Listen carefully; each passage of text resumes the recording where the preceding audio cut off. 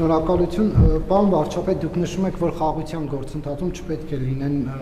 իրավական կարգավորումներ, որոնք կոնֆլիկտներ կենթադրեն, եւ մատնանշում եք Հայաստանի Հանրապետության Սահմանադրությունում անկախության հռչակագիրը։ Ուզում եմ մի մեջբերում անել Ադրբեջանի Հանրապետության Սահմանադրությունից։ Նշված է Ադրբեջանի ժողովուրդը շարունակելով իր դարավոր պետականության ավանդույթները եւ հիմնվելով 1918-1920 թվականների գոյություն ունեցած Ադրբեջանի Դեմոկրատական Հանրապետության փորձի վրա ընդունում է այս սահմանադրությունը։ Դուք հայտնի է, որ այսպես կոչված դեմոկրատական Ադրբեջանը տարածքային պահանջներ ուներ 18-20 թվականներին Հայաստանի Հանրապետությունից, Սյունիքը, Երևանը, արդյոք այս ձևակերպումն էլ որ կա Ադրբեջանի սահմանադրությունում իրենց նախաբանում, սա եւս տարածքային պահանջներ չի համարվում Հայաստանի Հանրապետության ուղղված, դուք դա այդպես մեկնաբանում եք, թե ոչ, դուք արդյոք Բաքվի այդ շփումներում առաջարկում եք, որ իրենք էլ հրաժարվեն կոնֆլիկտածին իրավական կարգավորումներից, թե ոչ, եթե ոչ, ապա ինչու, եւ մեր անկախության հռչակագրին վերադառնալով նախաստորագրված այդ պայմանագրի այդ նախաստորագրված տարբերակի 12-րդ հոդվածում այսպիսի ձևակերպում կա. կողմերն իրենց երկկողմ հարաբերություններում կառաջնորդվեն միջազգային իրավունքով եւ սույն համաձայնագրով կողմերից ոչ մեկը չի կարող վկայակոչել իր ներպետական օրենսդրության դրույթները որպես սույն համաձայնագրի չկատարման հիմնավորում։ Եթե այսպիսի պայմանավորվածություն կա ձեռքբերած, նա անկախության հռչակագիրն էլ ըստ էության ներպետական այդ ստատուսն ունի, ինչ անհրաժեշտություն կա այդ անկախության հռչակագիրը հանելու։ Դու ձեր ամբողջ հարցը ըստ էության կազմված էր իմ տարբեր շրջանում հրապարակած հոդվածների, հարցազրույցներից, մեջբերումներից, բայց ես էլի ուզում եմ ասել, որ անկախության հռչակագրի խնդիրը եւ մեր սահմանադրության խնդիրը մեր ներքին խնդիրն է, որովհետեւ դա անհրաժեշտ է մեզ եւ ոչ թե ուրիշներին մեզ աշխարհում ճիշտ դիրքավորելու համար։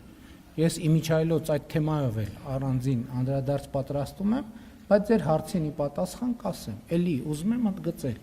որ անկախության հռչակագիրը, ընդ որում հրապարակային տեքստ է, ձեզնից յուրաքանչյուրը դա կարող է կարդալ, վերլուծել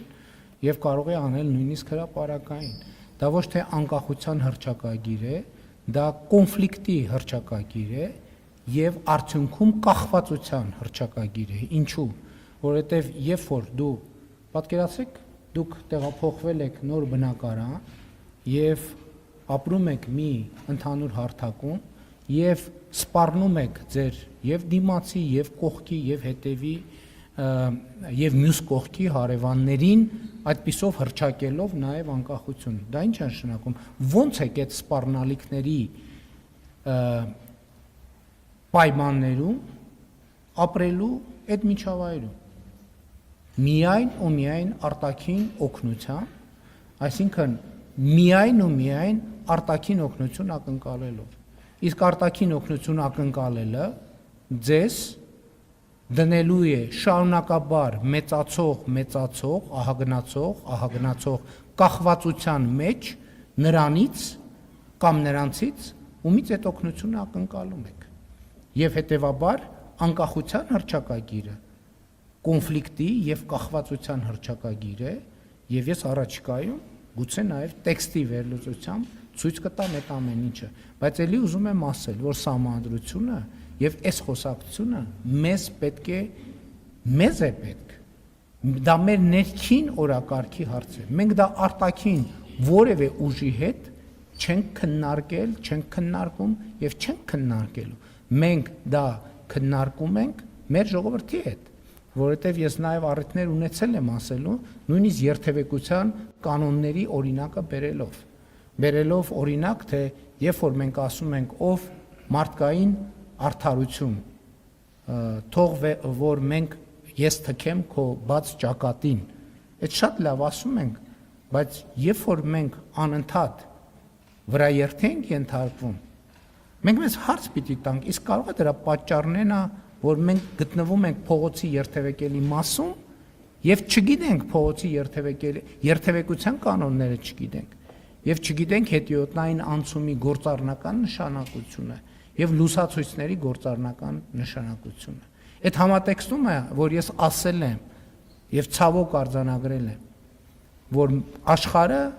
շարունակում է մեզ համար լինել անծանոթ վայր եւ ես հարկ եմ համարում եւ ընդ որում ես չեմ ասում դա ձեր մասին կամ ուրիշների մասին, ես ասում եմ մեր մասին, բոլորիս մասին, ներառյալ ինձ, որպես մեր հավաքական խնդրեմ եւ ես որպես Հայաստանի Հանրապետության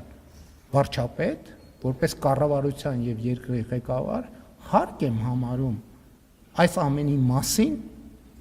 կիսվել մեր ժողովրդի հետ եւ ոչ միայն կիսվել, այլև լուծումներ առաջարկել եւ այդ ամենը հենց այդ համատեքստում է։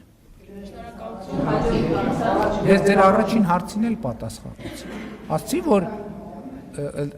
դուք ինչ որ մեջ բերեցիք, դուք մեջ բերեցիք իմ նախկինում գրած հոդվածներից։ Ես 4-5 լսեք, ասում եմ, ես 4-5 հոդված եմ գրել այդ թեմայով։ Ես 4-5 հոդված եմ գրել այդ թեմայով եւ դուք ընդամենը ինձ եք մեջ բերել, դուք ուրիշ բան չեք արել։ Եվ ես ձեր ասում եմ, դուք մեջ բերեցիք իմ հոդվածներից։ Ես այդ հոդվածներում իմ գնահատականը տվել եմ։ Դուք իմ հոդվածներից եք։ Գիտեք ինձ այն ինչ որ գրել եմ։ Այսինքն ես ձեր քմահաճույքով պետք է ինչ որ բան կրկնեմ, ես կրկնելու անհրաժեշտություն չեմ տեսնում։ Այսինքն դուք երկրի վարչապետի առաջ կանգնած եք, ասում եք դե կրկնի։ Ինչ որ ասել եմ, հարգելի պարոն Կիրակոսյան։ Եվ ձեզնից էլ չեմ ակնկալում, որ ձեր հարցը կրկնեք, որովհետև ես միանգամից հասկանում եմ։ Շնորհակալություն։ Պարոն վարչապետ,